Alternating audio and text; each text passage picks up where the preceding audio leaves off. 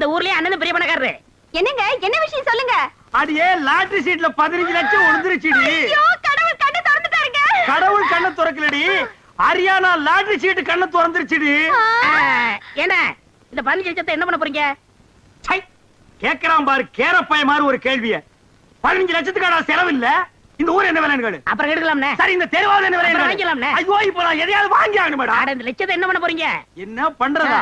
இந்த குடிச்சவத்து மாதிரி இருக்கிற வீட்டை இடிச்சு தள்ளிட்டு டாடா பிர்லா ரேஞ்சுக்கு ஒரு பங்களா, வீடு பூரா ஏசி, கார் ஏசி, கக்கூஸ் ஏசி, கண்ட இடமெல்லாம் ஏசி, ஏசியோ ஏசி, அதுக்கு மேல டிவி, அதுக்கு மேல antenna, extra extra extra extra extra. அண்ணே அப்படி எனக்கு சிங்கிள் ரூம். பிச்சைக்கார நாய் கேக்குது பாரு ஒரு கேள்விய. உன் உடம்புக்கு சிங்கிள் ரூம் தாங்க மாடா, டபுள் ரூம் எடுத்துக்கடா. சரிண்ணே, அதுல எனக்கு ஏசியும் உண்டுதானே. ரொம்ப வாசிக்காத. நீயும் நானும் ஒரே ஏசியில் இருந்தா அப்புறம் என் ரேஞ்ச் என்ன, உன் ரேஞ்ச் என்ன, ஏன் ரேஞ்ச் என்ன? உனக்கா லாட்டரி டிக்கெட் விழுது? நீங்க லட்சாதிபதி. யாரா லட்சாதிபதி? நீங்கதான். ஏய், அந்த லாட்டரி டிக்கெட் எடுத்து வா, பேங்க் போன பணம் வாங்க. ஐயோ அதை எங்க வச்சேன்னு ஞாபகம் இல்லைங்க. ஞாபகம் இல்லையா? ஐயோ, ஒரு நிமிஷத்துல உடம்பு